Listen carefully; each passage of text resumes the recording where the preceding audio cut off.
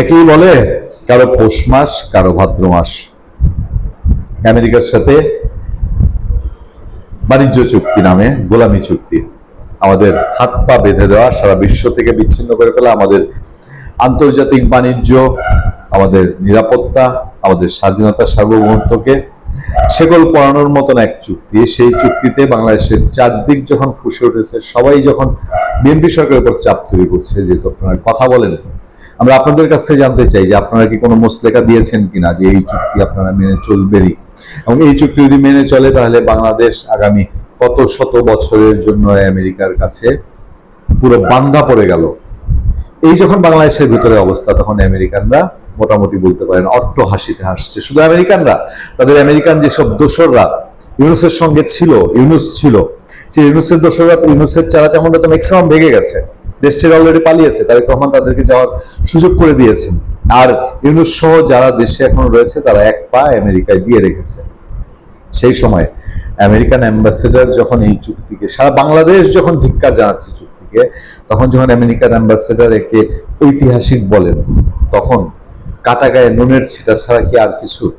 আপনারা খেয়াল করবেন, দেখেন, বাংলাদেশে নিযুক্ত মার্কিন রাষ্ট্রদূত ব্র্যান্ড টি ক্রিস্টেনসন তার দায়িত্ব পালনের প্রথম 100 দিন পূর্ণ করেছেন।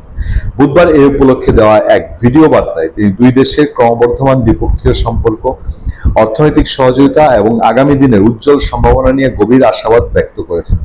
সেই সঙ্গে তিনি যুক্তরাষ্ট্র বাংলাদেশে স্বাক্ষরিত বাণিজ্য চুক্তিকে ঐতিহাসিক বলে মন্তব্য করেছেন। দুঃখিত,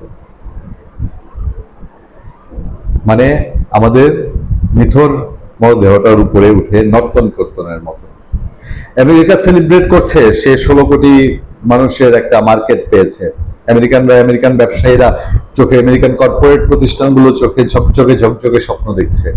আর আমাদের মাংস ইন্ডাস্ট্রি, আমাদের কৃষি, সবকিছুই ধুপধুপ ধুপধুপ করছে আত্মা যে কবে শেষ প্রদীপটা নিভে যায়। ভিডিও বার্তায় তিনি বলেন, আমি ব্র্যান্ড টি ক্রিস্টেনসন, বাংলাদেশের মার্কিন রাষ্ট্রদূত হিসাবে আমার আগমনের আজ 100 দিন পূর্ণ হলো। আমিও আমার স্ত্রী ডিয়ান বাংলাদেশের মানুষের কাছ থেকে অভাবনীয় উৎস অভ্যর্থনা পেয়েছি। আমরা দ্বিতীয়বারের মতো বাংলাদেশকে জানার সুযোগ উপভোগ করছি, মার্কিন রাষ্ট্রদূত বলেন। আমরা সাংস্কৃতিক ও ঐতিহাসিক স্থানগুলো ভ্রমণ করছি, পয়লা বৈশাখী উৎসবে আনন্দ করেছি, প্রীতি ক্রিকেট ম্যাচ দেখেছি এবং একজন স্থানীয় ব্লগারের সঙ্গে নতুন সব খাবারের স্বাদ নিয়েছি। আর হচ্ছে বাংলাদেশকে মানে ওই যা শুনতাম আমরা ব্রিটিশ আমলে, ব্রিটিশ লর্ডরা আসতেন না, লর্ডরা আসতে পরে তার স্ত্রীকে নিয়ে বিনোদনের জন্য বাংলাদেশে এখানে যেতেন, তখন আমাদের জমিদার সাহেবরা, জমিদার বাবুরা, হ্যাঁ, হিন্দু কি মুসলমান, হ্যাঁ, প্রভু প্রভু করতেন।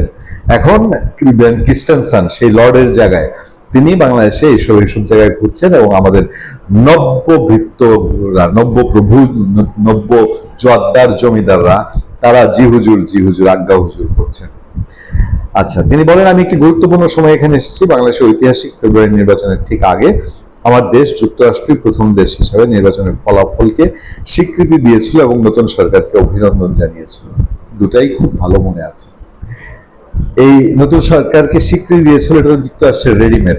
পুরো প্ল্যানটাই তো বলা হয় যে মার্কিন যুক্তরাষ্ট্রের, মার্কিন যে দূতাবাস, সেই দূতাবাস থেকে অনেক প্ল্যান পরিকল্পনা হয়েছে, কে কোথায় বসবে না বসবে। আগে ইউনুস সরকারের সরকারি কর্মকর্তাদের গ্রুপেও নাকি মার্কিন দূতাবাসের কর্মকর্তারা ইন করেছিলেন হোয়াটসঅ্যাপ গ্রুপে।